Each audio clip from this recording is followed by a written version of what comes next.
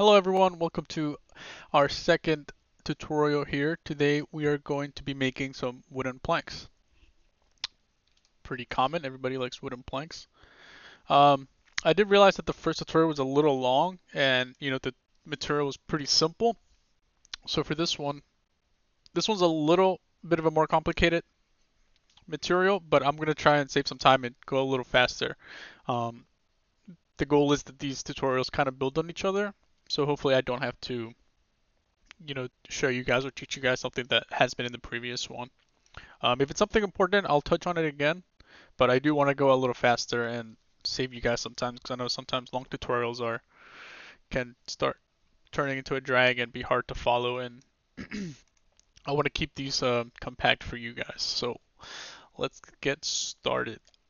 One other thing, I will be a little messier with the graphs. I'll try and keep them somewhat organized, but you guys following along, just pause the video and organize your notes. All right, so we're gonna start with a tile random, which is different than the one that we used last time. Tile random is nice because it keeps your shapes lined up, or at least like their size. So if we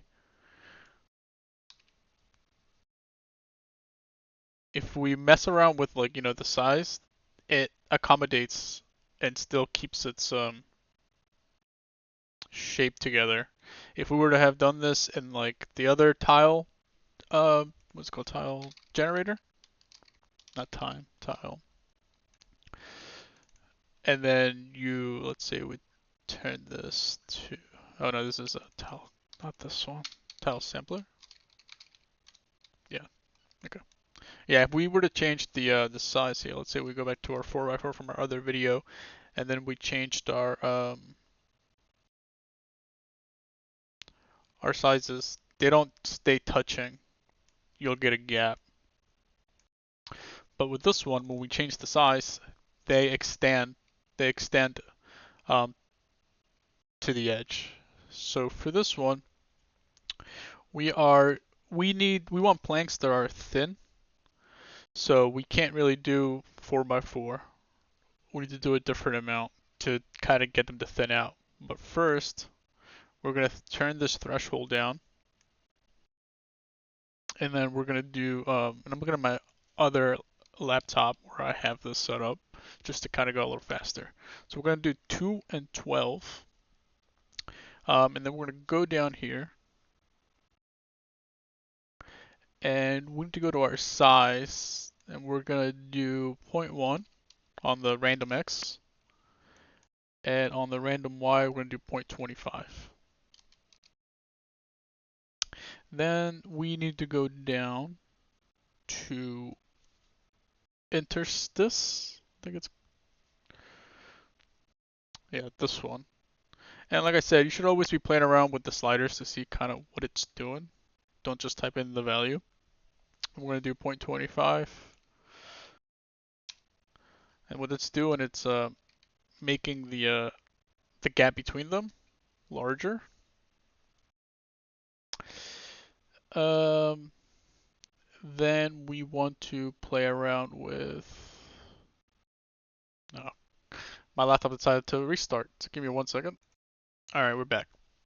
Sorry about that. Okay, so the other thing we're missing here is our offset under the position, and we're gonna write here 0.5.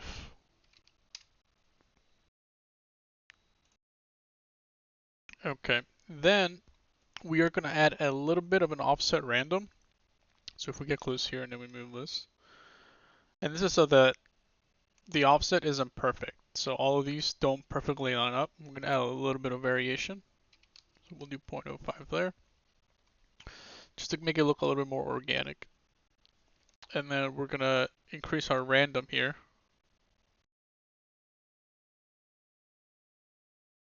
By 0.125, and then make sure that this is still true. Otherwise, it's going to do this. This way, they still, keep their location and pushing the other ones around. Okay, I think that's it for the tile random. Now we can get into the fun stuff. So similar to the last tutorial, we're gonna add some cuts into our wood. So we're gonna do a flood fill, and then from it we're gonna do a flood gradient. We're pretty familiar with this. Increase our angle variation all the way up. Just gonna turn this to 31 degrees. You don't have to, that's just so I can try and keep everything the same as my the original one up here. And then we're gonna do another foot fill down here, and we're gonna make this one random grayscale. Oh, whoops, from here.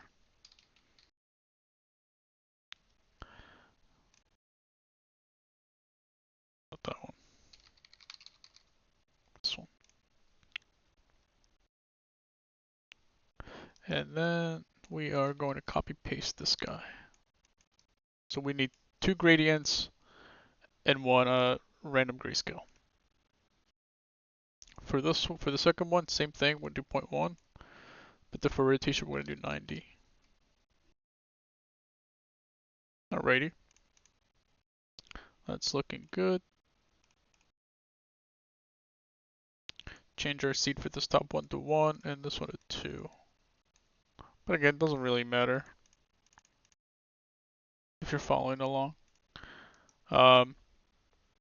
So same thing, we're going to do a scan.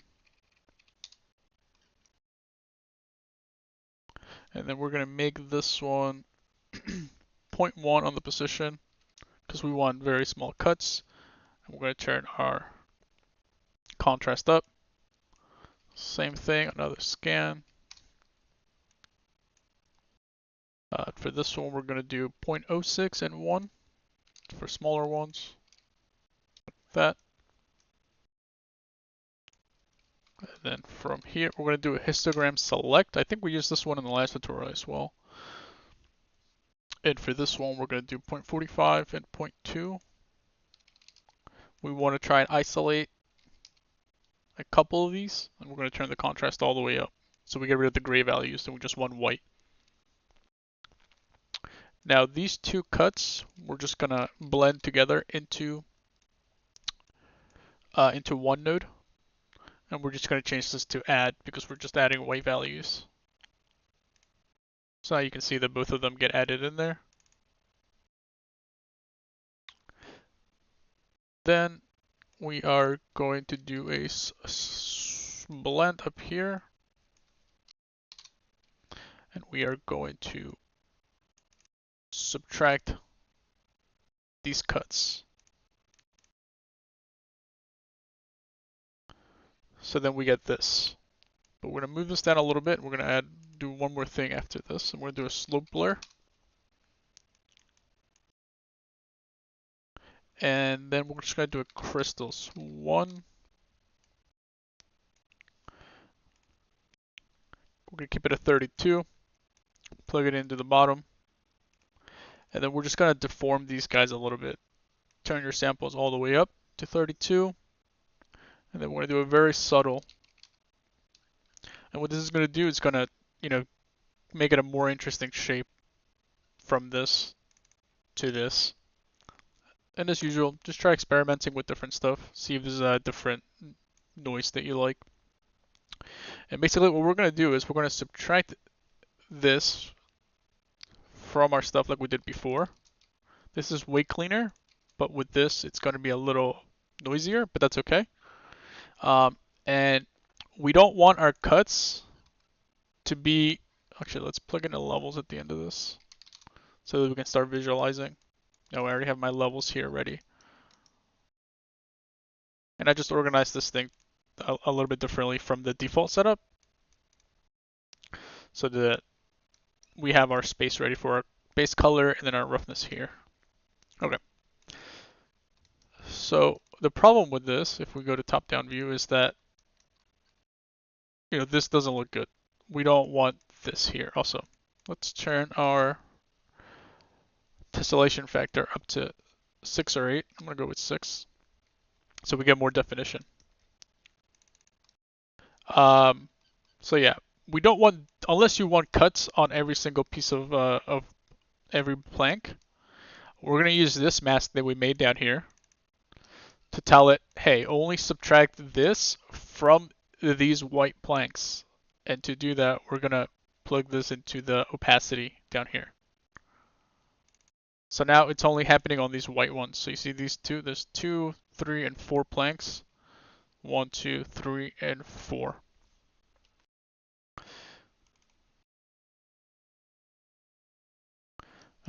Yeah, because usually if you usually want to have like masks to kind of break up what it's being applied to. Otherwise, you're just gonna get like that same type of detail on all the planks. Now here, I think this is a new node we haven't used before. It's a big one. It's called Edge Detect, and what it does is it detects edges.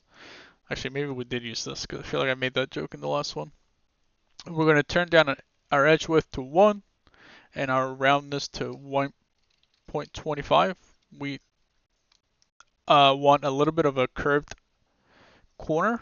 So this is what it was before, and this is what it is afterwards. Now, Edge Detect will give you an automatic width, and I don't think you can go below this. Well, you can, but it doesn't do anything. So 1 is the lowest, and because it has like a minimum, it's making our gap between the planks a little bit bigger than they actually are, but that's okay. And then we're going to blend this again. And we're going to do a multiply here and plug this onto the top so that we can multiply off this black rounded corners from our original shape. Okay. Then, unless you want planks that look like this, let's give ourselves plenty of room. So unless you want planks like this with a harsh fall off and, you know, very large in between, we're going to use bevel here. But first, let's just make a levels here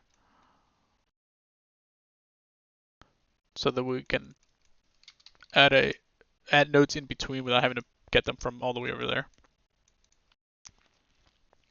Actually, don't need that. We're going to do a bevel. So we use this and the other one, and what it does is it pushes out, similar to like a distance node. But obviously we don't want this much. We're going to do 0.02. And like I said, if you go into the negative, it's going to bevel inward. We don't want that. We want to push it outward to kind of fill that gap in between, and we get this. Now from here, we are going to do a blur.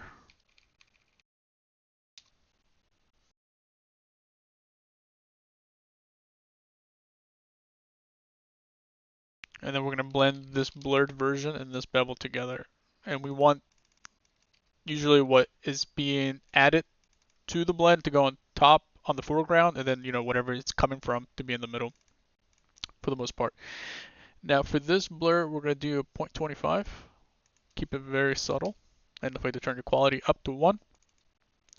And then back on our bevel, we want our smoothing to be 0.5. And what smoothing will do is we'll smooth this part here. So we're going to do 0.5. Like that.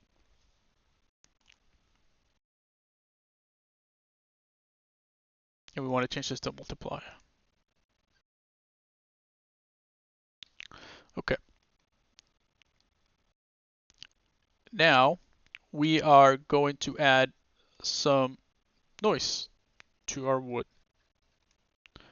And let's actually turn down this the ambient occlusion, because right now it's very, very dark.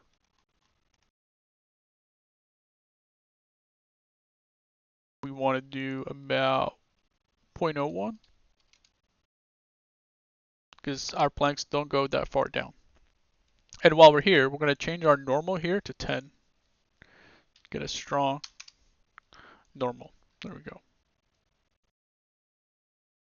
Now let's go back. Move this down a little bit. All right, and we're going to start adding some detail.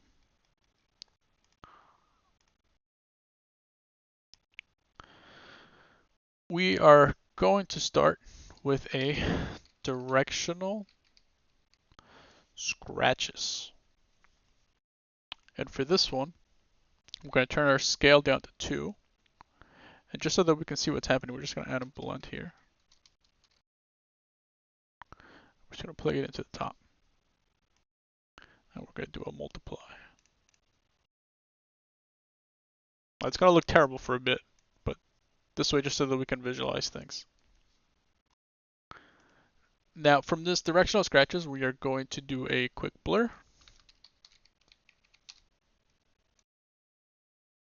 We're going to do 0.5 at a quality of 1. Then we're going to do a warp. We don't want the grains to be going perfectly in a straight line like this. We want to warp them a little bit and kind of move them around. And we're going to use a Perlin noise to do that into the warp. It's going to go into the bottom. We want a Perlin noise of 8. We don't want it to be this wavy. So if we look here, we're going to turn down our scale to 8. So now it's a little bit more, we do want to keep them somewhat straight, but a little bit wavy. So we're going to turn down our warp intensity to 0.25. Like that. Just subtle. And then as we've done before, we need to add a warp, vector warp grayscale. Because we don't want these lines to continue from one plane to the other. So to do that, we are going to need our flood fill. So before the bevel, so after this guy here, because we need this black and white, we don't want any grayscale. We're going to pull and do another flood fill. And then we are going to create a flood fill to random color.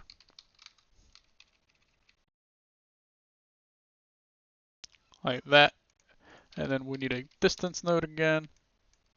Plug that into the bottom. And plug in this guy to the top. And just to keep things clean, I'm just going to put this here and then kind of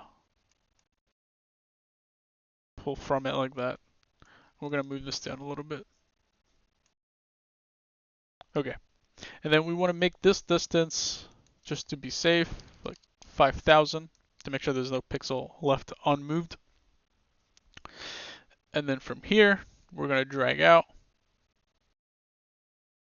We're going to be reusing this a lot. So we're just going to keep like this, basically like a sewer pipe going underneath these houses up here. So we need one over here. And we're going to plug it in here. And that'll break. Let's change this intensity to 5. Although 1 should be enough, but just to be safe, I always go up on the vector warp grayscale. Make that 5. Now that'll break up our wood grains. Now, after this, we want to do a slope blur.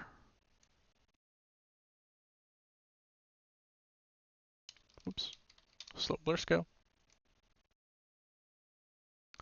And we want to plug this into the bottom and the main track, the planks, onto the top. Turn our samples up. Turn our intensity down. We want to turn down our intensity to 0.3, very subtle. And we want to go to min. Like I said before, min takes away, blur adds and takes away, and then max is adds only. So we want to do min because we want to cut away from the wood planks. All right. So next, after that, we're going to blur it a little bit. So it's not too harsh, and we're going to do a 0.2, quality up to 1.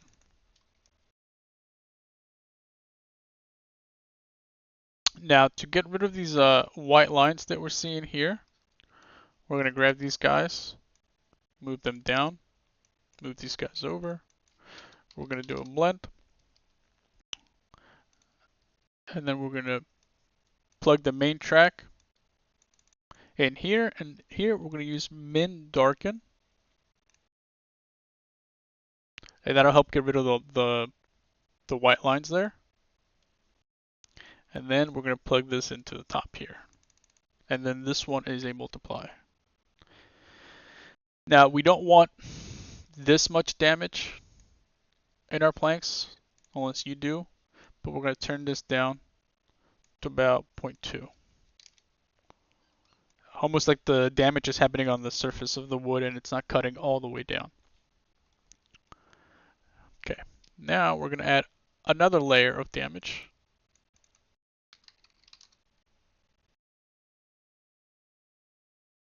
And for this one, we're going to use another directional scratches.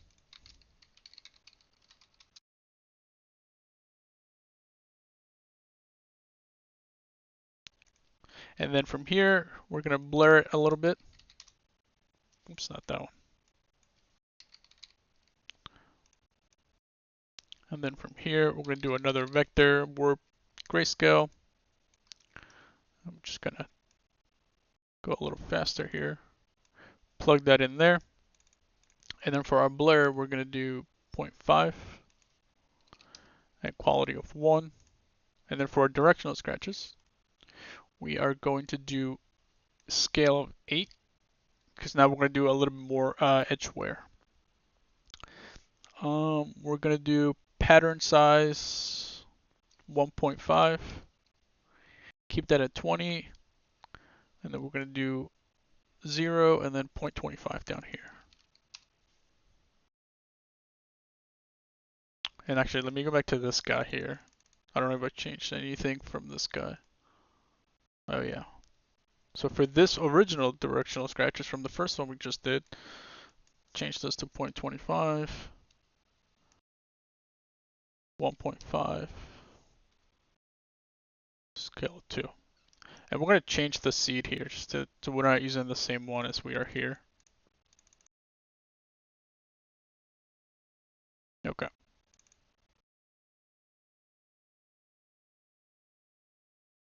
Now we're going to plug this into the top. Same thing, we're going to do a multiply. And again, we don't want it to be that crazy, so we're going to turn it down to 0.2 again.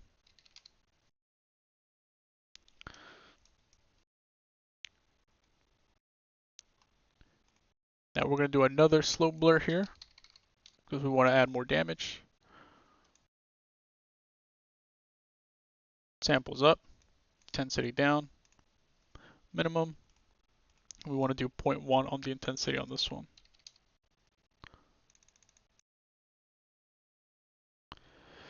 Actually, this goes on the bottom. And then we would need to do from the main track again, plug that in there. Now let's look at the difference. So before, after. So we're adding smaller details. You always want to start with your big details, medium details, and then like small details. Now again, we are going to do a min darken blend. So let me just make some room here.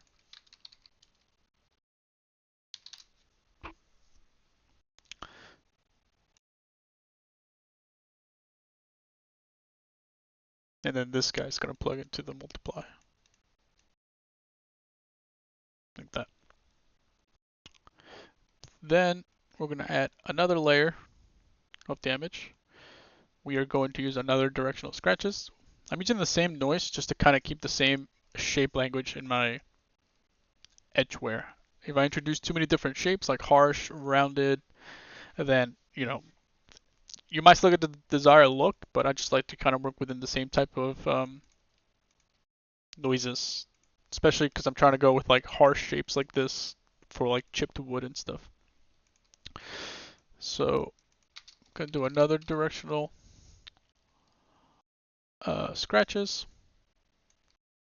And then for this one, we're going to do a scale of 1. we're gonna do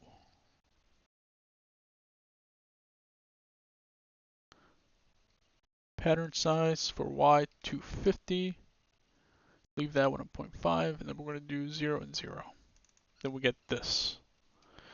Now with this, we're going to do a slight blur. And then we're going to do 0.5, 1. And then down here, we're going to copy and paste this directional scratches at the bottom and this blur scale as well. And then we're going to do a slope blur again and plug this into the bottom. Now we're going to go back to the second directional scratches down here. And don't forget to change your seeds a little bit. So we're going to do 2 and 3. And then for this bottom one, we're going to do a scale of 1. And then we're going to change this to 20.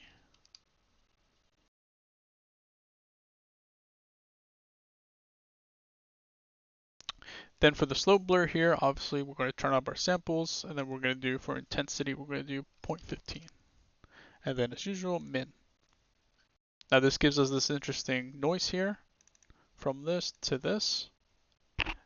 And then from this, we're going to warp it a little bit. Again, we don't want super straight lines. We're going to do a little warp in here. And then another Perlin noise. Plug that into the bottom. And then we're going to do a warp intensity of 0.2. And it's happening a lot because our Perlin noise is set to a high scale. So we're just going to tone that down to 8. Just to give it a subtle waviness to the grain. And then after doing this, then we're going to do our vector warp grayscale. And don't forget to change this to 5. Let me make sure I change this one to 5 as well. And then we're going to continue the sewer line. And oops, we're going to need this later on, so I'm just going to extend it now. Okay. Now with this, we want to subtract from our planks. So if we did this, and then we hit subtract, we're getting some texture to the top of our planks, but it's not there yet. We want to do a histogram scan after this.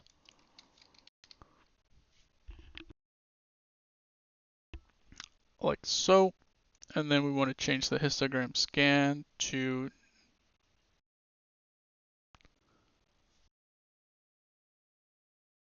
0.17 and our contrast to 1. So now we're getting these harsh cuts.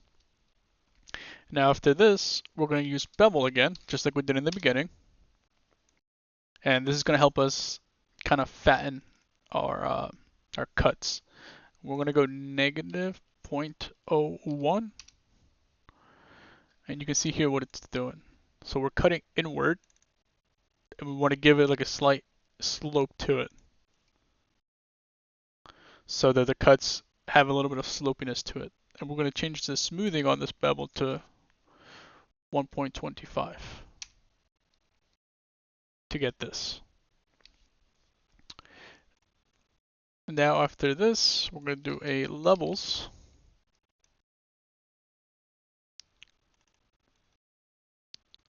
And we are going to change our level out high to 0.19. So if we go here, 0.19, because we don't want it to be that strong. We don't want to cut that much into it. You can probably lower it a little bit more. All right, so again, we're going to do another layer of detail here, and we're going to go again with another directional scratches. And then for this one, we're going to change our scale to 1. Change our pattern size to 25, and then 0 and 0.5. Now, when I made this, I spent a lot of time tweaking. So when you're making your own, it's always expected, it's normal to just sit there and play around with sliders till you get the result that you want. Spend a lot of time just, going up and down, seeing what's changing, seeing if I can get the look that I want. And there's always a lot of trial and error with different notes, different noises, different scales. And just to make things a little faster, I'm just following along from another screen what I did in preparation for this. All right. So same thing, we're going to do a blur. I'm going to copy this guy, put it down here, drag a blur, and drag another blur. And then for this blur, we're going to do 0.5 and change our quality to 1. And then for the bottom one, we're going to do a scale of 6. We want to do 0.5, 20, 0, and 0. And then for this blur, again, 0.5 and 1. Now same thing, do a slope blur. And again, it's pretty repetitive, but we're just trying to layer on more and more detail, more variation, keep our material interesting. We don't just want to do one layer of detail and then call it. And then if I change this to min, I'm just going to make sure my blur here is set to min as well. Good. Then, same thing. We're going to warp, do a purlin. This purlin will be 8. And you could reuse this guy and plug it in there.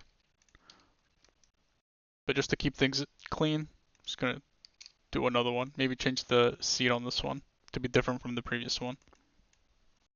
And then warp, we're going to do a 0.2 to get some sort of waviness. And then we're going to do our warp here. Oops. And you're dragging off the output pin and then hold Alt to create a connector like that. Change this to 5. And then we're going to use a histogram range. I think this is a different one. And what this does is it basically lowers the range of your histogram. It's in the name. And you can see here, if you change this to 1, that gives you the default from where it came from. And then by lowering this, you're lowering the white and you're increasing the black, and you're kind of just shrinking the range. And if you go all the way down, then it turns out into the middle value, which is gray. So we're going to do 0.5 and 0.5. We're going to leave it as it comes in. And then we are going to do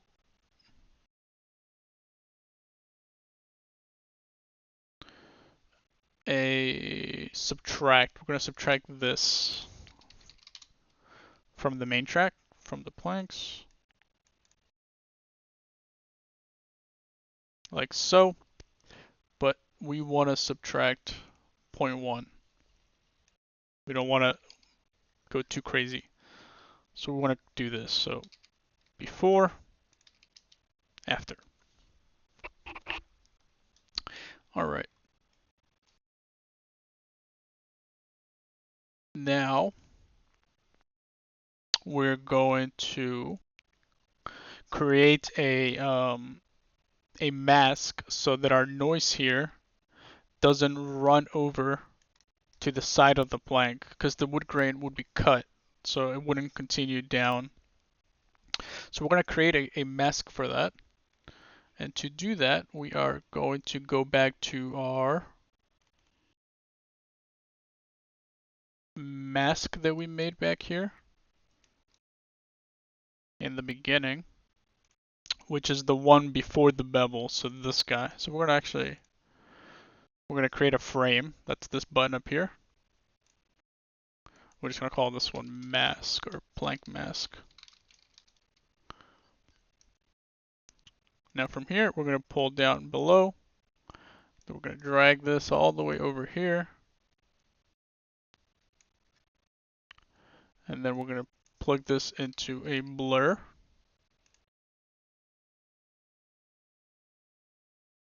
And we're going to make that blur 1. Because we want this noise to kind of fade out. So we're going to plug this into the opacity. Actually, let's move this over here just to keep it cleaner. Like that. And now let me unplug this. And you can kind of see that it goes over, but with this mask, it makes it so it fades out as it gets to the edges of the planks. Alright, now we're going to add one more layer. We're going to grab all these guys and pull back. Get a lot of room. And to save some time, we're going to grab these guys from the vector warp back to the original directional here. Copy and paste. And we're just going to plug this over, move this over here. And we're going to just fix this so that we don't have that going across. And let's just go down and look at the changes here. Alright, for our first one, 1.5, 25, 0.5, that looks good. Blur is probably the same at 0.5. This directional is probably 6, 0, 0, 0.5, and 20. Okay, so yeah, these guys can stay the same. This blur can also stay the same. Then here, keeping everything the same. Let's just change some seeds to get more variation. Oops, not that. Changing the seed on a blur doesn't do anything, because the blur always blurs the same way.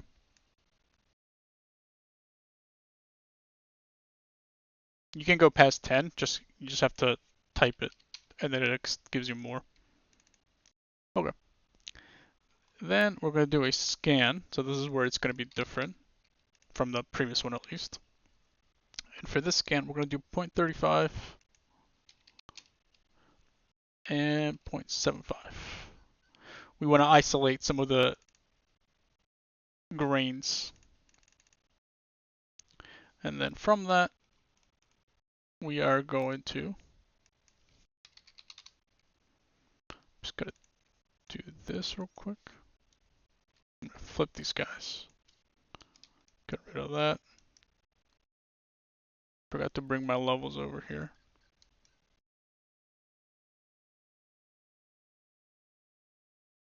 We're gonna change this to subtract. No, we don't want to subtract that much. We only want to subtract very subtle amount. Like that. And then if we turn it off and on, you can see the difference.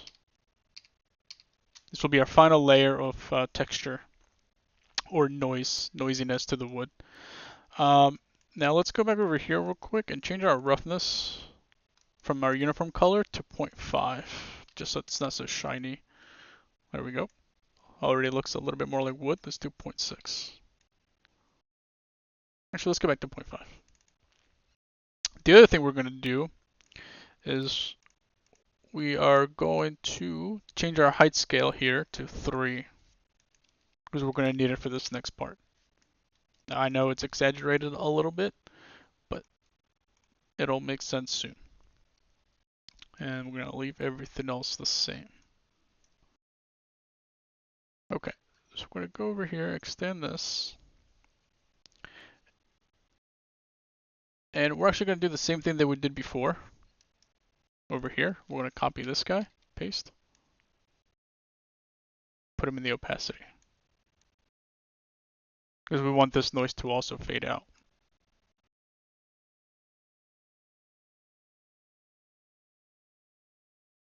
Alright. Now we're going to go back to the beginning and we are going to add some height and slope variation. So first thing we need is below our colors, we're going to do a flood fill to random grayscale, and then we're going to do a random gradient, or just gradient. We randomize it in the node. For this guy, we're going to change our angle variation all the way up, and then we need to do our distance nodes again. Just copy paste down here. These go in the bottom, and then this same mask up here goes on the top,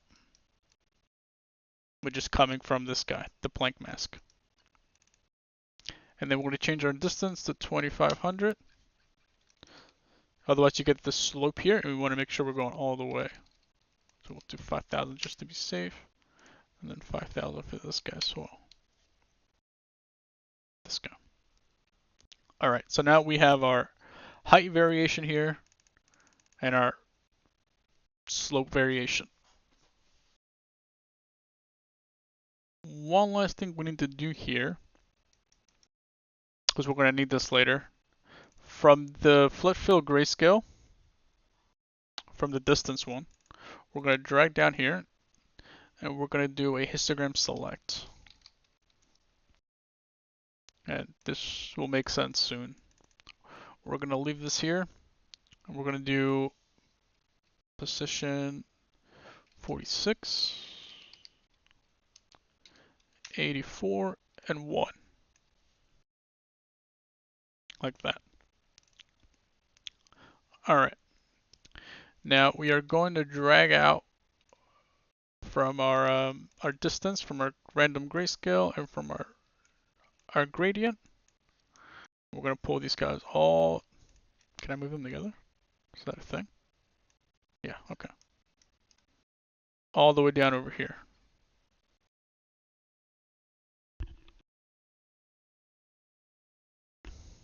Alright. Oh, and this guy too. So we don't have to keep dragging, we're just going to do that. Alright. Now, we are going to add our slope. So we're going to do a blend. We're going to change it to multiply. And then, on the top, we are going to plug in the slope one, which is the bottom one. And you can double click this to see what it is. So this is the gradient one, it's the one I want. We're going to plug this into the top. And we have some super crazy slopey planks. Now this is a bit of just a tiny bit more advanced here. The reason why we have this other spaghetti line down here is because we're going to have two blends of slopes. We're going to have one that's going to be very subtle, and then we're going to have some planks that are going to have a more dramatic slope to them. So we're going to move this guy over a little bit because we don't need that much room. And we're going to make this first one is going to be the subtle. So we're going to plug in this mask here into the opacity. So now, if we turn this off, or actually we'll just look over here, the first one's going to be subtle. So it's only going to be happening on all of these guys, and it's not going to be happening on these planks right here. So we're going to turn down our multiply blend in opacity to 0.25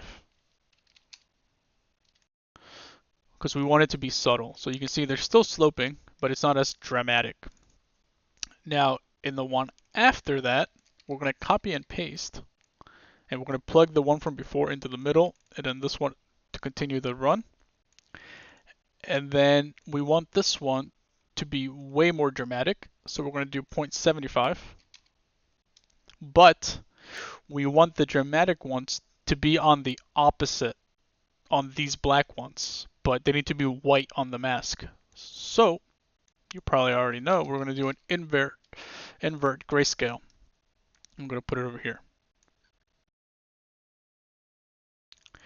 Now what this is going to do is going to invert the mask, and now the dramatic ones are going to be on the white, whereas here the non-dramatic ones were in this white. So now we have some here that are way more dramatic. This way we have some subtle sloping on all of our planks, but then on some of them it's a little bit more dramatic. As you can see, it's happening to those two, etc. Now, if you can mess around with the mask if you don't like the mask that you got. I guess C doesn't matter because it's all happening here. So if you want to try a different set of planks, just move around the position here and it'll grab some other ones for you.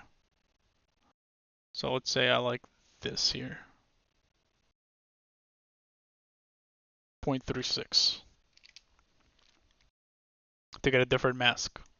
Now because it's all coming from this, the subtle one and the dramatic one are gonna do their thing automatically. So then after that, we're going to do the height variation. So we're going to change this to multiply again. And we need this one now, because this is the random grayscale. And we're going to do about 0.5.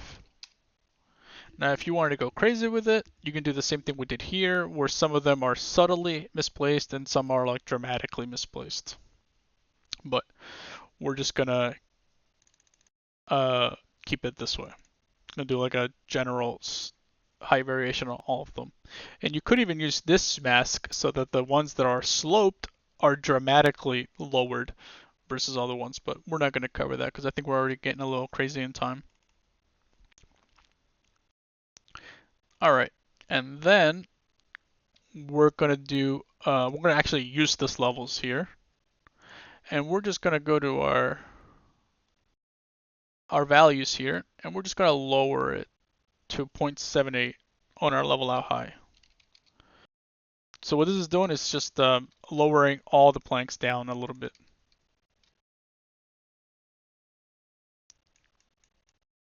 Boom. All right.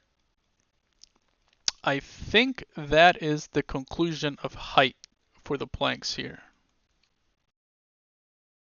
Let me just double check, make sure we're good.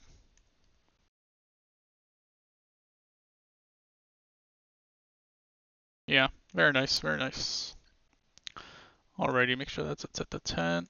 Alright, so that'll conclude this one. And now we're going to move on to base color. So stay tuned.